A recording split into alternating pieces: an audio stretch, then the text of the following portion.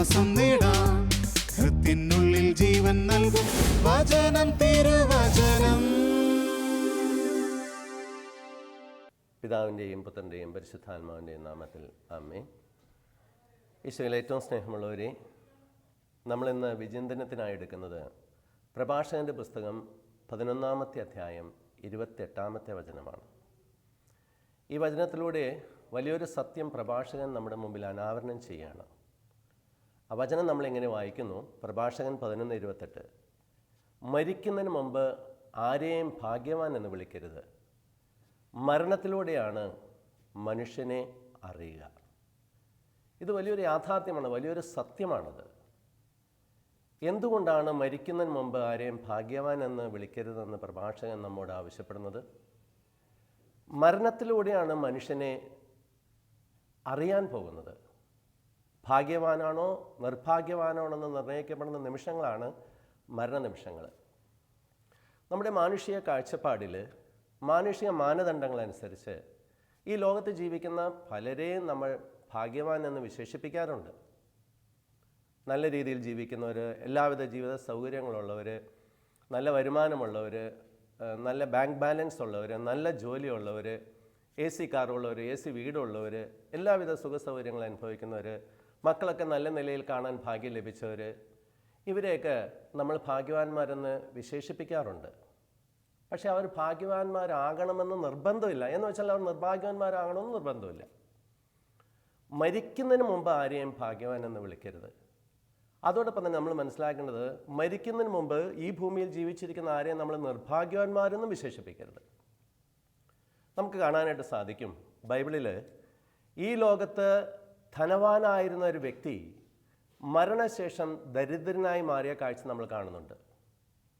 അതുപോലെ തന്നെ ഈ ലോകത്ത് ദരിദ്രനായി ജീവിച്ച ഒരു വ്യക്തി, നിർഭാഗ്യനെന്ന് ലോകത്തിന് മുമ്പിൽ തോന്നിയ ഒരു വ്യക്തി മരണശേഷം ഭാഗ്യവാനായി മാറിയ കാഴ്ച നമ്മൾ കാണുന്നുണ്ട്. ധനവാന്റെയും ലാസറിൻ്റെയും ആ ഉപമയിൽ ദൈവം വ്യക്തമായിട്ട് നമുക്കത് വെളിപ്പെടുത്തി തരുന്നുണ്ട്.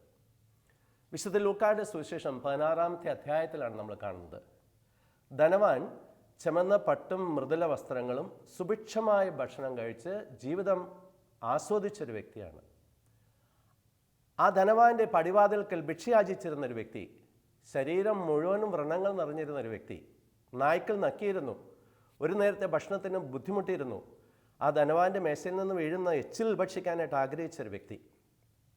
എന്നാൽ ഇതാ മരണശേഷം അവിടെ നമ്മൾ കാണുന്നുണ്ട്, നമ്മുടെയൊക്കെ ദൃഷ്ടിയിൽ ധനവാനായ വ്യക്തി, ഭാഗ്യവാൻ എന്ന് തോന്നിയ ആ വ്യക്തി മരണശേഷം ഇതാ നരകത്തിലേക്ക് തള്ളപ്പെടുന്ന ഒരു കാഴ്ച.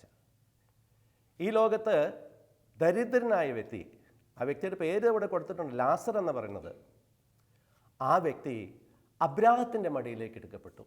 രണ്ടുപേരും മരിച്ചു, രണ്ടുപേരും വിധിക്കപ്പെട്ടു, രണ്ടുപേരും വിധിയാളിന് മുമ്പിൽ നിന്നു. അതിനുശേഷം മരണത്തിന് ശേഷം ഈ ലോകത്ത് ധനികനായിരുന്ന വ്യക്തി, സമ്പന്നനായിരുന്ന വ്യക്തി, ഭാഗ്യവാൻ എന്ന് വിശേഷിപ്പിച്ച വ്യക്തി ഇത് നിർഭാഗ്യവാനായി മാറുന്ന കാഴ്ച നമ്മൾ കാണുന്നു. ഈ ലോകത്ത് ദരിദ്രനായ വ്യക്തി ലാസർ ഭാഗ്യവാനായി മാറുന്ന കാഴ്ചയെ നമ്മൾ കാണുന്നതാണ്. അതുകൊണ്ടാണ് ബൈബിൾ നമ്മളെ വ്യക്തമായിട്ട്, വചനം നമ്മളെ പഠിപ്പിക്കുന്നത്, മരിക്കുന്നതിന് മുമ്പ് ആരെയും ഭാഗ്യവാൻ എന്ന് വിളിക്കരുതെന്ന്. സ്നേഹമുള്ളവരെ, മരിക്കുന്ന നിമിഷങ്ങളിൽ എന്താണ് സംഭവിക്കുന്നത് അതോ നമ്മൾ മനസ്സിലാക്കുകയാണ്. മരണത്തിൻ്റെ നിമിഷങ്ങളിൽ നമ്മുടെ ശരീരവും ആത്മാവും വേർപിരിയാണ്. അമ്മയുടെ ഉദരത്തിലായിരുന്നപ്പോൾ ഒന്നായി തീർന്നതാണ് ഈ ശരീരവും ആത്മാവും. ആത്മാവ് ദൈവത്തിൻ്റെ അടുക്കൽ നിന്ന് വന്ന ദൈവത്തിൻ്റെ ഒരു ഭാഗമാണത്. ഇതാ മരണത്തിൻ്റെ നിമിഷങ്ങളിൽ ആത്മാവ് ശരീരവും വേർപിരിയുന്നു. ആത്മാവ് ശരീരത്തെ ഉപേക്ഷിച്ച് ദാതാവിൻ്റെ അടുക്കിലേക്ക് പോകുന്നു. ശരീരം മണ്ണിൽ നിന്നും മെനയപ്പെട്ടതാണ്, മണ്ണിലേക്ക് മടങ്ങുന്നു. ഉൽപ്പത്തി പുസ്തകം 3:19 നമ്മൾ വായിക്കുന്നുണ്ട്, മണ്ണിൽ നിന്ന് എടുക്കപ്പെട്ടത് മണ്ണിലേക്ക് മടങ്ങും. ആദത്തോട് ദൈവം പറയുന്നുണ്ട്, നീ പൊടിയാണ്, പൊടിയിലേക്ക് തന്നെ മടങ്ങും. മണ്ണിൽ നിന്ന് എടുക്കപ്പെട്ടത് മണ്ണിലേക്ക് പോകുന്നു. ആത്മാവ് ദൈവത്തിൻ്റെ ഒരു അംശമാണ്, ദൈവത്തിൻ്റെ ഭാഗമാണത്. അത് ദൈവത്തിങ്കിലേക്ക് പോകുന്നു. ശരീരത്തെ ഉപേക്ഷിക്കുന്ന ആത്മാവ് ദൈവസന്നിധിയിലേക്ക് ഇത് യാത്ര ചെയ്യുമ്പോൾ ദൈവത്തിൻ്റെ അടുക്കൽ എത്തിച്ചേർന്നാൽ ആ വ്യക്തി ഭാഗ്യവാൻ എന്ന് നമുക്ക് പറയാം. ദൈവത്തിൽ നിന്നും വന്ന ആത്മാവ് ദൈവത്തിൻ്റെ ഇഷ്ടം നിറവേറ്റി ദൈവത്തിൻ്റെ അടുക്കൽ എത്തിച്ചേരുമ്പോഴാണ് ആ വ്യക്തി ഭാഗ്യവാനാകുന്നത്. പ്രിയമുള്ളവരെ, അതുകൊണ്ടാണ് പ്രഭാഷകൻ്റെ പുസ്തകത്തിൽ വീണ്ടും നമ്മളൊരു വചനം പരിചയപ്പെടുന്നുണ്ട്. 20-ാമത്തെ അധ്യായം 9-ാമത്തെ വചനം. പ്രഭാഷകൻ 20:9. ദൗർഭാഗ്യം ഭാഗ്യമാകാം, ഭാഗ്യം ദൗർഭാഗ്യമാകാം.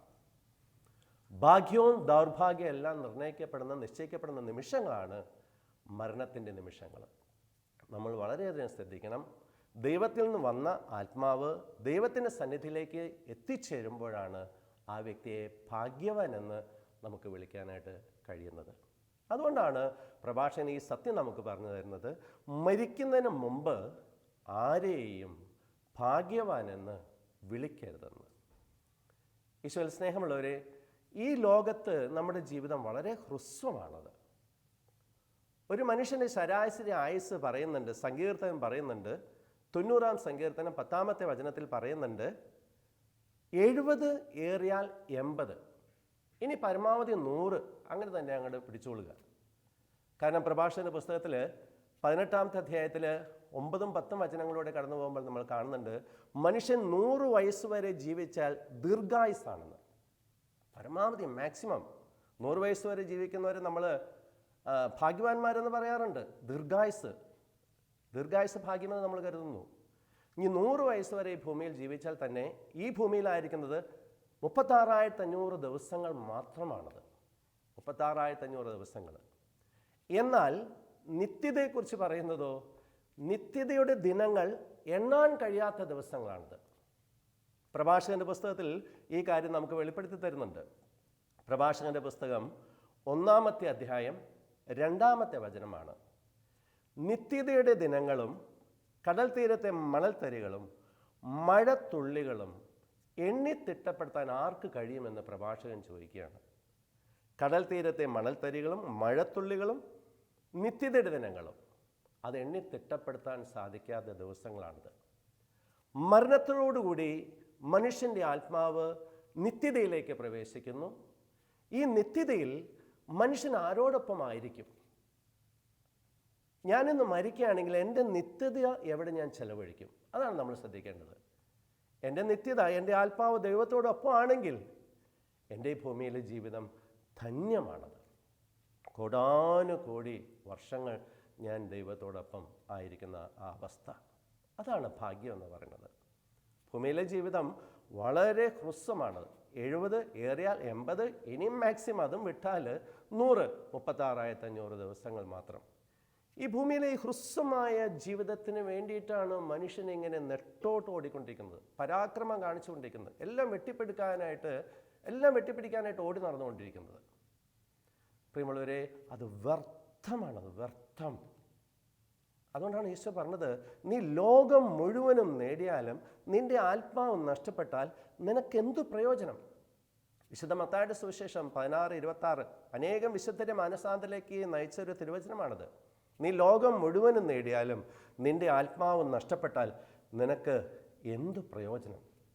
വിശുദ്ധ സാലസ് പറയുന്നുണ്ട്, നിത്യതയ്ക്ക് ഉതകാത്തത് എല്ലാം വ്യർത്ഥമാണെന്ന്. അതെ, ഇന്ന് നമ്മൾ ഓടുന്നതും കഷ്ടപ്പെടുന്നതും കഠിനാധ്വാനം ചെയ്യുന്നതെല്ലാം നിത്യതയ്ക്ക് വേണ്ടിയാണോ നമ്മളെന്ന് പരിശോധിക്കേണ്ടിയിരിക്കുന്നു. വീണ്ടും നമ്മൾ ഇതിന് സമാനമായ വചനങ്ങൾ കാണുന്നുണ്ട്. 1 സാമുവേൽ 12:21 നമ്മൾ വായിക്കുന്നുണ്ട്, മനുഷ്യന് ഉപകരിക്കാത്തത് വ്യർത്ഥമായ കാര്യങ്ങളിലേക്ക് നിങ്ങൾ തിരിയരുതെന്ന്. നിങ്ങൾക്ക് ഉപകരിക്കാത്തതും നിങ്ങളുടെ ആത്മാവിനെ രക്ഷിക്കാൻ കഴിയാത്ത കാര്യങ്ങളിലേക്ക് നിങ്ങൾ തിരിയരുത് എന്നാണ് 1 സാമുവേൽ 12:21 നമ്മൾ വായിക്കുന്നത്. പ്രിയമുള്ളവരെ, ഇന്ന് മനുഷ്യൻ്റെ കഷ്ടപ്പാടുകൾ എല്ലാം ഉപേക്ഷിച്ചിട്ട് കൈവീശി പോകുന്നൊരവസ്ഥ നമ്മൾ ചിന്തിക്കേണ്ടിയിരിക്കുന്നു. അതുകൊണ്ട് വിശുദ്ധ ബെർണാഡ് പറയുന്നുണ്ടല്ലോ, വിശുദ്ധ ബെർണാഡ് ഇങ്ങനെ പറയുന്നത്, ദൈവത്തിന് വേണ്ടി ജീവിക്കാത്ത ഓരോ നിമിഷവും നഷ്ടമാണെന്നാണ് പറയുന്നത്. നഷ്ടം. പ്രിയമുള്ളവരെ, ഭൂമിയിലായിരിക്കുന്ന ഓരോ നിമിഷം നമ്മുടെ നിത്യതയ്ക്ക് വേണ്ടി അധ്വാനിക്കണം. അതുകൊണ്ടാണ് ഫിലിപ്പിയർ 2:12 നമ്മൾ വായിക്കുന്നുണ്ട്, നിങ്ങൾ പൂർവാധികം ഭയത്തോടും വിറയലോടും കൂടി നിങ്ങളുടെ രക്ഷയ്ക്ക് വേണ്ടി അധ്വാനിക്കുവിൻ. അധ്വാനിക്കുന്നവന് കൃപ കിട്ടുക എന്ന് സെന്റ് അഗസ്റ്റിൻ പറയുന്നുണ്ട്. അധ്വാനിക്കണം. ജീവിതത്തെ നമ്മൾ നിസ്സാരമായി കാണരുത്, ലാഘവത്തോടെ കാണരുത്. പ്രിയമുള്ളവരെ, പരീക്ഷിച്ചു നോക്കാൻ ഇനിയൊരു വേറൊരു ജീവിതം നമുക്ക് ദൈവം ഭൂമിയിൽ തന്നിട്ടില്ല. ഒരേ ഒരു ജീവിതമുള്ളൂ. ഈ ജീവിതം ദൈവത്തിന് വേണ്ടി ജീവിക്കണം, ദൈവത്തിൻ്റെ ഇഷ്ടം നിറവേറ്റണം. അങ്ങനെ നമ്മുടെ ആത്മാവ് നിത്യതയിൽ ദൈവത്തോടൊപ്പം ആയിരിക്കണം. അവരെയാണ് ഭാഗ്യവാൻ എന്ന് വിളിക്കുന്നത്. പ്രിയമുള്ളവരെ, അല്ലാത്തവർ നിർഭാഗ്യവാന്മാരാണ്. നിർഭാഗ്യവാന്മാരെ നമുക്കറിയാം. അവർക്ക് ജീവിതത്തെക്കുറിച്ചൊരു ലക്ഷ്യമില്ലാതെ പോകുന്നു. അവർ എവിടെ നിന്ന് വന്നു, എന്തിനു വന്നു, എവിടേക്ക് പോകുന്നു, ഇതിനെക്കുറിച്ച് അവർക്കൊരു വ്യക്തത ഇല്ലാതെ പോകുന്നുണ്ട്. അവരെ ഭോഷന്മാർ എന്നാണ് തിരുവചനം വിശേഷിപ്പിക്കുന്നത്. ഭോഷന്മാർ.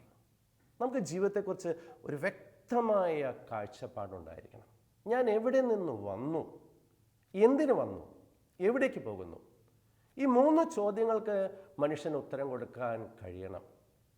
ഞാൻ ദൈവത്തിൽ നിന്ന് വന്നു, ദൈവത്തിൻ്റെ ഇഷ്ടം നിറവേറ്റാൻ വന്നു, ഞാൻ ദൈവത്തെങ്കിലേക്ക് തിരിച്ചു പോകണം. പ്രിയമുള്ളവരെ, ഈ സത്യം നമ്മൾ മനസ്സിലാക്കിയിരിക്കണം. ഈശോ പറയുന്നുണ്ട്, ഈശോയ്ക്ക് തൻ്റെ ജീവിതത്തെക്കുറിച്ച് വ്യക്തമായ ഒരു കാഴ്ചപ്പാട്, അവബോധം ഉണ്ടായിരുന്നു.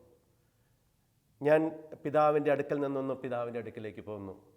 വിശുദ്ധ യോഹന്നാൻ്റെ സുവിശേഷം 8:14 നമ്മൾ വായിക്കുന്നുണ്ട്. വിശുദ്ധ യോഹന്നാൻ 16:28 നമ്മൾ വായിക്കുന്നുണ്ട്. യോഹന്നാൻ 16:28, ഞാൻ ദൈവത്തിൻ്റെ അടുക്കൽ നിന്ന് വന്നു, ദൈവത്തിൻ്റെ അടുക്കിലേക്ക് ഞാൻ തിരിച്ചു പോകുന്നു. എത്ര വ്യക്തമാണ് ഈശോയ്ക്ക് തൻ്റെ ജീവിതത്തെക്കുറിച്ചുള്ള ആ ബോധ്യം. ദൈവത്തിൻ്റെ അടുക്കൽ നിന്ന് ഞാൻ വന്നു, ദൈവത്തിൻ്റെ അടുക്കിലേക്ക് ഞാൻ പോകുന്നു. ഇനി ഈശോ പറയുന്നുണ്ട്, എന്തിനാണ് ഞാൻ വന്നതെന്ന് പറയുന്നുണ്ട്. ദൈവത്തിൻ്റെ ഇഷ്ടം നിറവേറ്റാൻ വേണ്ടി മാത്രമാണ് ഞാൻ ഈ ഭൂമിയിലേക്ക് വന്നത്. അത് നമ്മൾ കാണുന്നുണ്ട് വിശുദ്ധ യോഹന്നാൻ്റെ സുവിശേഷം 6-ാമത്തെ അധ്യായം 38-ാമത്തെ വചനത്തിലാണ്. ഈശോ തൻ്റെ ഇഷ്ടം നിറവേറ്റാൻ വേണ്ടി വന്നതല്ല, പിതാവിൻ്റെ ഇഷ്ടം. പിതാവിൻ്റെ ഇഷ്ടം ഭക്ഷണമായി പോലും കരുതി ഈശോ. പിതാവിൻ്റെ ഇഷ്ടം നിറവേറ്റാൻ വേണ്ടി മാത്രമാണ് ഈശോ ലോകത്തിലേക്ക് വന്നത്. പിതാവിൻ്റെ ഇഷ്ടം എന്താണെന്ന് ഈശോയ്ക്ക് അറിയാമായിരുന്നു. ഈ മനുഷ്യകുലത്തിൻ്റെ പാപത്തിന് പരിഹാരം ചെയ്യണം, ഈ മനുഷ്യകുലത്തിന് വേണ്ടി മരിക്കണം. അതായിരുന്നു പിതാവിൻ്റെ ഇഷ്ടം. ആ ഇഷ്ടം നിറവേറ്റി, പിതാവിൻ്റെ എല്ലാ ഇഷ്ടം നിറവേറ്റി. അവസാനം കുരിശിൽ കിടന്നിട്ട് ഈശോ പറഞ്ഞു, ഇതാ എല്ലാം പൂർത്തിയായി, എല്ലാം പൂർത്തിയായി. എൻ്റെ ആത്മാവിനെ ഞാൻ അങ്ങയുടെ കരങ്ങളിലേക്ക് ഇതാ സമർപ്പിക്കുന്നു. എത്ര വ്യക്തമായ കാഴ്ചപ്പാടാണ് ഈശോ നമുക്ക് തരുന്നത്. പ്രിയമുള്ളവരെ, പിതാവിൻ്റെ അടുക്കൽ നിന്ന് ഞാൻ വന്നു, പിതാവിൻ്റെ അടുക്കിലേക്ക് ഞാൻ പോകുന്നു, പിതാവിൻ്റെ ഇഷ്ടം ഞാൻ നിറവേറ്റി, ഇതാ പിതാവിൻ്റെ അടുക്കിലേക്ക് ഞാൻ തിരിച്ചു പോകുന്നു. ഇവരാണ് ശരിക്കും ഭാഗ്യവാന്മാരാവുന്നത്. പ്രിയമുള്ളവരെ, അതുകൊണ്ട് ജീവിച്ചിരിക്കുന്ന ഒരു വ്യക്തിയും നമ്മുടെ മാനുഷിക ദൃഷ്ടിയിൽ, അതുപോലെ നമുക്കറിയാം, ആ ചിന്തകളനുസരിച്ച് നമ്മൾ ആരെയും ഭാഗ്യവാനെന്നോ നിർഭാഗ്യവാനെന്നോ ഒരിക്കലും പറയരുത്. മരണത്തിലൂടെയാണ് മനുഷ്യനെ അറിയാനായിട്ട് കഴിയുന്നത്. വീണ്ടും നമ്മൾ കാണുന്ന ഒരു സംഭവമുണ്ട്. ധനികനായ ഒരു കൃഷിക്കാരൻ്റെ ഉപമ. വിശുദ്ധ ലൂക്കായുടെ സുവിശേഷം 12-ാമത്തെ അധ്യായത്തിൽ നമ്മളത് വായിക്കുന്നുണ്ട്. ഭോഷനായ ധനികൻ എന്നാണ് അതിൻ്റെ തലക്കെട്ട്. വിശുദ്ധ ലൂക്ക 12 ഭോഷനായ ധനികൻ. അപ്പോൾ ആ സീസണിൽ ധാരാളം വിളവ് നൽകി, സമൃദ്ധമായ വിളവ് നൽകി. ഇതെവിടെ ശേഖരിക്കും? അദ്ദേഹത്തിന് വലിയൊരു പ്രശ്നമായി. അദ്ദേഹം തൻ്റെ അറപ്പര പൊളിച്ച് വലിയ അറപ്പര പണിതിട്ട് ഈ വിഭവങ്ങളും ധാന്യങ്ങളെല്ലാം അങ്ങനെ ശേഖരിക്കാനായിട്ടുള്ള ഒരു തത്രപ്പാട്. എന്നിട്ട് പറയുന്നുണ്ട് ആത്മാവിനോട്, ആത്മാവേ തിന്നുക, കുടിക്കുക, അനേകം വർഷങ്ങൾക്ക് വേണ്ട ഇതാ വിഭവങ്ങൾ ഞാനത് ഒരുക്കിയിരിക്കുന്നു. ഭോഷനായ ധനികനോട് ഈശോ പറയുന്നുണ്ട്, ഭോഷ, ഈ രാത്രി ഞാൻ നിൻ്റെ ആത്മാവിനെ ആവശ്യപ്പെട്ടാൽ നീ ശേഖരിച്ച് വെച്ചതെല്ലാം ആർക്കുള്ളതാണ്? ചിന്തിക്കേണ്ടിയിരിക്കുന്നു പ്രിയമുള്ളവരെ. ഈ ലോക ജീവിതത്തിന് വേണ്ടി, ഈ ലോക നേട്ടങ്ങൾക്ക് വേണ്ടി, ഈ ലോക സമ്പാദ്യങ്ങൾക്ക് വേണ്ടി, സൗകര്യങ്ങൾക്ക് വേണ്ടി നെട്ടോട്ടം ഓടുന്ന ഓരോ വ്യക്തിയും ദൈവം വിശേഷിപ്പിക്കുന്ന പേര് ഭോഷ. കാരണം ഈശോ നമുക്ക് വാഗ്ദാനം ചെയ്തിരിക്കുന്നത് നിത്യജീവനാണ്, നിത്യജീവൻ. അവൻ നമുക്ക് നൽകിയിരിക്കുന്ന വാഗ്ദാനം നിത്യജീവനാണെന്ന് 1 യോഹന്നാൻ 2:25 നമ്മൾ വായിക്കുന്നുണ്ട്. അവൻ നമുക്ക് നൽകിയിരിക്കുന്ന വാഗ്ദാനം നിത്യജീവൻ. അതുകൊണ്ട് വീണ്ടും പൗലോസ്ലീഹ 1 കൊരിന്തോസ് 15:19 ഇങ്ങനെ പറയുന്നുണ്ട്, ഈ ജീവിതത്തിന് വേണ്ടി മാത്രം ക്രിസ്തുവിൽ പ്രത്യാശ വെച്ചിട്ടുള്ളവരാണെങ്കിൽ മറ്റെല്ലാ മനുഷ്യരെക്കാൾ നിങ്ങൾ നിർഭാഗ്യവാന്മാരാണ്. കണ്ടോ, അവിടെ പൗലോസ്ലീഹ വിശേഷിപ്പിക്കുന്ന ഒരു നിർഭാഗ്യവൻ എന്ന് ശ്രദ്ധിച്ചേ. ഈ ജീവിതത്തിന് വേണ്ടി മാത്രം ക്രിസ്തുവിൽ പ്രത്യാശ വെച്ചിട്ടുള്ളവർ, അതിനുവേണ്ടി മാത്രം പ്രാർത്ഥിക്കുന്നവർ, ധ്യാനം കൂടുന്നവർ, പള്ളിയിൽ പോകുന്നവർ, കുർബാനയിൽ പങ്കെടുക്കുന്നവർ. പ്രിയമുള്ളവരെ, അവർ നിർഭാഗ്യവാന്മാരെന്നാണ് പൗലോസ്ലീഹ നമുക്ക് പറഞ്ഞു തരുന്നത്. 1 കൊരിന്തോസ് 15:19 ഈ ജീവിതത്തിന് വേണ്ടി മാത്രം ക്രിസ്തുവിൽ പ്രത്യാശ വെച്ചിട്ടുള്ളത്. അത് അണ്ടർലൈൻ ചെയ്യണം പ്രിയമുള്ളവരെ. നമ്മുടെ ഹൃദയത്തിൽ എന്നും സൂക്ഷിക്കേണ്ട, ധ്യാനിക്കേണ്ട ഒരു തിരുവചനമാണ്. ഈശോ നമുക്ക് വാഗ്ദാനം ചെയ്തിരിക്കുന്നത് നിത്യജീവനാണ്. നിത്യജീവൻ യേശുവിൽ വിശ്വസിക്കുന്നവർക്ക് അതാണ് നിത്യജീവനുള്ളത്, ആ ഭാഗ്യം ലഭിക്കുന്നത്. ഈശോ ലോകത്തിലേക്ക് വന്നത് നമ്മളെ ഓരോരുത്തരെയും നിത്യജീവന് അവകാശികളാക്കാമെന്നാണ്. ഈശോ പറഞ്ഞല്ലോ, എന്നിൽ വിശ്വസിക്കുന്നവൻ മരിച്ചാലും ജീവിക്കുമെന്ന്. ലോകത്ത് വേറെ ഒരു നേതാവും നമുക്ക് ഈ സത്യം പറഞ്ഞു തന്നിട്ടില്ല. എന്നിൽ വിശ്വസിക്കുന്നവൻ മരിച്ചാലും ജീവിക്കും. സ്നേഹമുള്ളവരെ, ഈശോയിൽ വിശ്വസിക്കുന്ന നമ്മൾ ഈ ലോക നേട്ടങ്ങൾക്ക് വേണ്ടിയിട്ടല്ല ജീവിക്കേണ്ടത്. നമ്മൾ ജീവിക്കേണ്ടത് നിത്യതയ്ക്ക് വേണ്ടിയിട്ടാണ്. നിത്യതയ്ക്ക് വേണ്ടി അധ്വാനിക്കേണ്ട ദിവസങ്ങളാണ് നമ്മുടെ ഭൂമിയിലുള്ള ഈ ദിവസങ്ങൾ. അതൊരിക്കലും നഷ്ടപ്പെടുത്തി കളയരുത്. ജീവിതത്തെ നമ്മൾ നിസ്സാരമാക്കി കളയരുത്. ദൈവത്തിൽ നിന്ന് നമ്മൾ വന്നു, ദൈവത്തിന് വേണ്ടി നമ്മൾ ജീവിക്കുന്നു, ദൈവത്തിലേക്ക് നമ്മൾ തിരിച്ചു പോകുന്നു. വിശുദ്ധ ബർണാഡ് പറഞ്ഞ കാര്യം ഓർക്കുക, ദൈവത്തിന് വേണ്ടി ജീവിക്കാത്ത ഓരോ നിമിഷവും നഷ്ടമാണ്. ഓരോ നിമിഷവും നഷ്ടം. വിശുദ്ധ സാലസ് പറഞ്ഞ വീണ്ടും ശ്രദ്ധിക്കുക, നിത്യതയ്ക്ക് ഉതകാത്തതെല്ലാം വ്യർത്ഥമാണ്. എൻ്റെ ആത്മാവ് തിരിച്ച് ദൈവത്തിൻ്റെ അടുക്കിലേക്ക് എത്തിച്ചേരുന്നില്ലെങ്കിൽ എൻ്റെ ജീവിതം, ഈ ലോകത്തെ ജീവിതം ഒരു പരാജയമാണ്. അതുകൊണ്ടാണ് ഈശോ പറഞ്ഞല്ലോ, കർത്താവേ കർത്താവേ എന്നോട് വിളിച്ചപേക്ഷിക്കുന്നവനല്ല, എൻ്റെ സ്വർഗസ്ഥനായ പിതാവിൻ്റെ ഇഷ്ടം നിറവേറ്റുന്നവരാണ് സ്വർഗരാജ്യത്തിൽ പ്രവേശിക്കുക. വിശുദ്ധ മത്തായിയുടെ സുവിശേഷം 7:21. നമ്മൾ സ്വർഗരാജ്യത്തിൽ പ്രവേശിക്കണമെങ്കിൽ ഈശോ നമുക്ക് പറഞ്ഞു തരുന്നു, കർത്താവേ കർത്താവേ എന്നുള്ള വിളി കൊണ്ട് മാത്രം പ്രയോജനമില്ല. നിങ്ങൾക്ക് അങ്ങനെ ഒരു അടുപ്പം എന്നോട് തോന്നിയേക്കാം, പക്ഷെ അതുകൊണ്ട് മാത്രം പോരാന്നാണ് ഈശോ പറയുന്നത്. കർത്താവേ കർത്താവേ എന്നോട് വിളിച്ചപേക്ഷിക്കുന്നവനല്ല, എൻ്റെ സ്വർഗസ്ഥനായ പിതാവിൻ്റെ ഇഷ്ടം നിറവേറ്റുന്നവനാണ് സ്വർഗരാജ്യത്തിൽ പ്രവേശിക്കുക. ഈശോ ഭൂമിയിലായിരിക്കുമ്പോൾ സ്വർഗസ്ഥനായ പിതാവിൻ്റെ ഇഷ്ടം നിറവേറ്റി. അത് മരണമാണ്, സഹനവും മരണവുമാണെന്ന് അറിഞ്ഞു. നിറവേറ്റി കഴിഞ്ഞപ്പോഴാണ് ഈശോ പറഞ്ഞത്, പിതാവേ എൻ്റെ ആത്മാവിനെ എൻ്റെ അങ്ങയുടെ കരങ്ങളിലേക്ക് ഞാനത് ഏൽപ്പിക്കുന്നുവെന്ന്.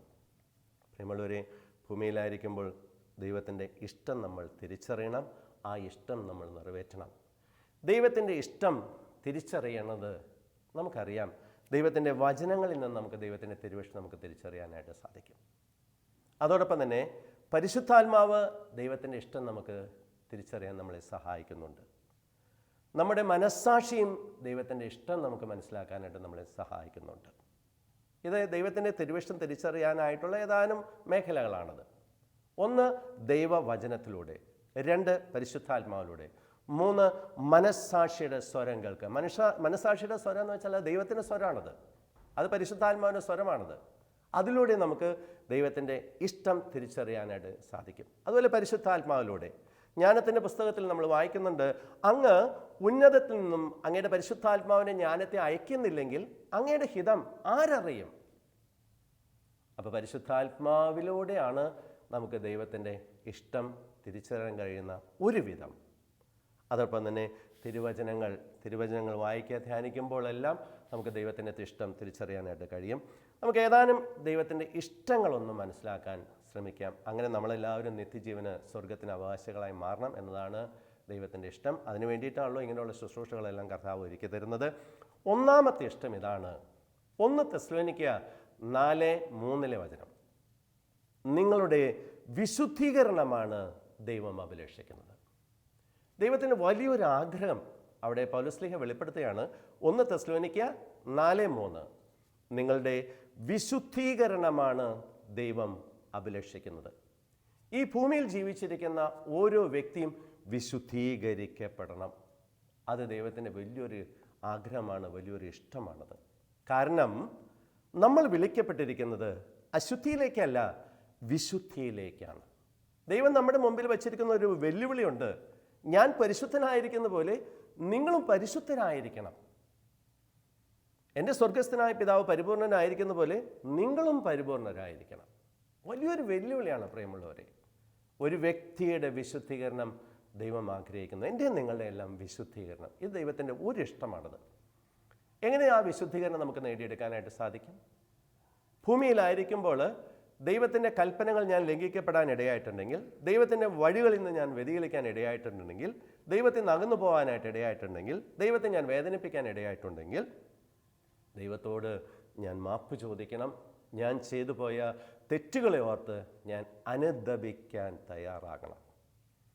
അനുതാപം ആവശ്യമില്ലാത്ത 99 നീതിമാന്മാരെക്കാൾ അനുദപിക്കുന്ന ഒരു പാപിയെക്കുറിച്ച് സ്വർഗം സന്തോഷിക്കുന്നു.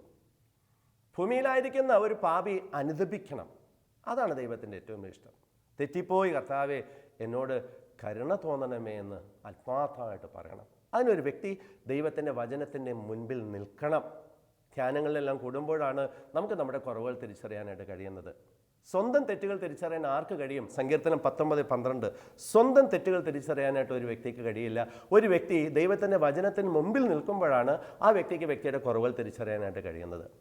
അങ്ങനെ ദൈവം നമുക്ക് വചനത്തിലൂടെ കാണിച്ചു തരുന്ന കുറവുകൾ നമ്മൾ തിരുത്താൻ തയ്യാറാകുമ്പോൾ, അതിനെ ഓർത്ത് അനുദപിക്കാൻ തയ്യാറാകുമ്പോൾ, പാപങ്ങളെല്ലാം അനുതാപത്തോടെ നമ്മൾ കുമ്പസാരത്തിൽ ഏറ്റുപറയുമ്പോൾ നമുക്ക് പാപമോചനം കിട്ടുന്നു, വ്യക്തിപരമായ ഒരു വിശുദ്ധീകരണം കിട്ടുന്നു. അതുവഴി ദൈവവുമായിട്ട് നഷ്ടപ്പെട്ട ബന്ധം നമ്മൾ തിരിച്ചെടുക്കുന്നു, ദൈവത്തോട് ചേർന്നുള്ളൊരു ജീവിതം മുന്നോട്ടേക്ക് നയിക്കുന്നു. ഇനി ദൈവത്തിൻ്റെ മറ്റൊരു ഇഷ്ടം എന്താണ്? എല്ലാവരും സത്യം അറിയണം, എല്ലാവരും രക്ഷ പ്രാപിക്കണം. ഇത് ദൈവത്തിൻ്റെ മറ്റൊരു ഇഷ്ടമാണത്. കാരണം 1 തിമോത്തി 2:4 നമ്മൾ വായിക്കുന്നുണ്ട്, എല്ലാവരും സത്യം അറിയണം, എല്ലാവരും രക്ഷിക്കപ്പെടണം. ഞാൻ മാത്രം രക്ഷപ്പെട്ടാൽ പോരാ, എൻ്റെ പ്രിയപ്പെട്ടവർ, എൻ്റെ നാട്ടുകാർ, ലോകം മുഴുവനും. കാരണം ഈശോ ലോകം മുഴുവനും വേണ്ടിയിട്ടാണ് രക്തം ചിന്തിയതും മരിച്ചത്.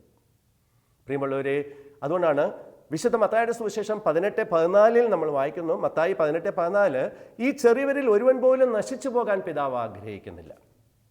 വിശുദ്ധ ജോൺ ക്രിസോസ്റ്റം പറയുന്നുണ്ടല്ലോ, മനുഷ്യ ആത്മാവിന് വേണ്ടിയുള്ള പ്രാർത്ഥനകളും പ്രവർത്തികളുമാണ് ദൈവത്തെ ഏറ്റവും കൂടുതൽ പ്രസാദിപ്പിക്കുന്നത്. വിശുദ്ധ ജോൺ ക്രിസോസ്റ്റം പറയുന്നതാണ്, ഒരു മനുഷ്യ ആത്മാവിന് വേണ്ടിയുള്ള പ്രാർത്ഥനകളും പ്രവർത്തികളുമാണ് ഈശോയെ ഏറ്റവും കൂടുതൽ പ്രസാദിപ്പിക്കുന്നത്. അപ്പം മറ്റുള്ളവരെ അല്പരക്ഷയ്ക്ക് വേണ്ടി നമ്മൾ പ്രാർത്ഥിക്കുകയും പ്രവർത്തിക്കുകയും ചെയ്യണം. കായനോട് ദൈവം ചോദിക്കുന്നുണ്ട്, നിന്റെ സഹോദരൻ എവിടെയാണ്? നിന്റെ സഹോദരൻ എവിടെയാണ്? നീ നിന്റെ സഹോദരൻ്റെ കാവൽക്കാരനാണ്. ഞാൻ എൻ്റെ മാതാപിതാക്കളുടെ, സഹോദരങ്ങളുടെ, ജീവിത പങ്കാളിയുടെ, മക്കളുടെ, നാട്ടുകാരുടെ എല്ലാവരുടെയും കാവൽക്കാരനാണെന്നുള്ള സത്യം ഞാൻ തിരിച്ചറിയണം. ഇത് ഈശോയുടെ രണ്ടാമത്തെ ഇഷ്ടമാണത്. ഇത് നമ്മൾ നിറവേറ്റാൻ തയ്യാറാകണം. മൂന്നാമത്തെ ഒരു ഇഷ്ടം നമുക്ക് കാണാൻ സാധിക്കുന്നത്, നമ്മുടെ കുടുംബങ്ങളിൽ നിന്ന് മരിച്ചുപോയവർ, അല്ലെങ്കിൽ ഈ ലോകത്ത് നിന്ന് മരിച്ചുപോയവർ, ഇപ്പോൾ ശുദ്ധീകരണ സ്ഥലത്തായിരിക്കുന്നവർ, അവരെ നമ്മൾ ഓർക്കണം, അവർക്ക് വേണ്ടി പ്രാർത്ഥിക്കണം. കാരണം പ്രഭാഷകൻ്റെ പുസ്തകത്തിൽ 7:33 നമ്മൾ വായിക്കുന്നുണ്ട്, മരിച്ചവരോടുള്ള കടമ മറക്കരുത്. വീണ്ടും പൗലോസ്ലീഹ പറയുന്നുണ്ട്, 1 തെസ്സലോനിക്കർ 4:13 പറയുന്നുണ്ട്, നിദ്ര പ്രാപിച്ചവരെക്കുറിച്ച് നിങ്ങൾക്ക് അറിവുണ്ടായിരിക്കണമെന്ന്. അവർ ദൈവസന്നിധിയിൽ ഇപ്പോഴും ജീവിക്കുന്നവരാണ്. അവർ ശരീരം മാത്രം ഉപേക്ഷിക്കപ്പെട്ടിട്ടുള്ളൂ. ശരീരം മണ്ണിലേക്ക് എടുക്കപ്പെട്ടു, ആത്മാവ് ദൈവസന്നിധിയിലേക്ക് പോയി. അവർ ദൈവത്തിന് മുമ്പാകെ ഇപ്പോഴും ജീവിച്ചിരിക്കുന്നവരാണ്. പക്ഷേ അവരവരെ നിത്യത ദൈവത്തോടൊപ്പമാണോ? അവർ ഭാഗ്യവാന്മാരാണോ നിർഭാഗ്യവാന്മാരാണോ നമുക്കറിയില്ല. പക്ഷേ അവർക്ക് വേണ്ടി ഓർക്കാനും അവർക്ക് വേണ്ടി പ്രാർത്ഥിക്കാനും നമുക്ക് കടമയുണ്ട്. നിദ്ര പ്രാപിച്ചവരെക്കുറിച്ച് നിങ്ങൾക്ക് അറിവുണ്ടായിരിക്കണം എന്ന് പൗലോസ്ലീഹ നമ്മളെ ഓർമ്മപ്പെടുത്തുകയാണ്. പ്രിയമുള്ളവരെ, ദൈവത്തിൻ്റെ 3 ഇഷ്ടങ്ങൾ നമുക്ക് തിരുവചനത്തിൽ നിന്ന് മനസ്സിലാക്കാൻ സാധിക്കും. 1, എൻ്റെ വ്യക്തിപരമായ വിശുദ്ധീകരണം. 2, എൻ്റെ സഹോദരങ്ങളുടെ വിശുദ്ധീകരണം. 3, നമ്മുടെ കുടുംബങ്ങളിൽ നിന്ന് മരിച്ചുപോയ പ്രിയപ്പെട്ടവർ, ശുദ്ധീകരണ സ്ഥലത്തെ ആത്മാക്കൾ. റൂത്തിൻ്റെ പുസ്തകം 2:20 നമ്മൾ വായിക്കുന്നുണ്ട്, അവിടുന്ന് ജീവിക്കുന്നവരോടും മരിച്ചവരോടും കരുണ കാണിക്കുന്നവരാണ്. ജീവിക്കുന്നവരോട് മാത്രമല്ല, മരിച്ചവരോട് കരുണ കാണിക്കുന്ന ദൈവം. മരിച്ചവരോട് കരുണ കാണിക്കണമെങ്കിൽ ജീവിച്ചിരിക്കുന്ന നമ്മൾ അവർക്ക് വേണ്ടി പ്രാർത്ഥിക്കാനായിട്ട് തയ്യാറാകണം. സ്നേഹമുള്ളവരെ, നമുക്ക് നമ്മുടെ ജീവിതത്തെക്കുറിച്ച് ഒരു വ്യക്തമായ കാഴ്ചപ്പാടുണ്ടാകട്ടെ. ഞാൻ എവിടെ നിന്ന് വന്നു, എന്തിനു വന്നു, എവിടേക്ക് പോകുന്നു? ഞാൻ പിതാവിൻ്റെ അടുക്കൽ നിന്ന് വന്നു, ദൈവത്തിൻ്റെ ഇഷ്ടം നിറവേറ്റാൻ വന്നു. ദൈവത്തിൻ്റെ ഇഷ്ടം നിറവേറ്റി ദൈവത്തിൻ്റെ അടുക്കിലേക്ക് തിരിച്ചു പോകണം. അതിന് ഉള്ള എല്ലാ കൃപകളും ദൈവം നമുക്ക് തരട്ടെ. ദൈവത്തിൻ്റെ ഇഷ്ടം നിറവേറ്റാൻ വേണ്ട പരിശുദ്ധാത്മ ശക്തി ദൈവം നമുക്ക് ഓരോരുത്തർക്കും സമർത്ഥമായി നൽകട്ടെ എന്ന് ആത്മാർത്ഥമായി പ്രാർത്ഥിച്ചുകൊണ്ട് നിത്യം പിതാവും പുത്രനും പരിശുദ്ധാത്മാവുമായി സർവേശ്വര. ആമേൻ.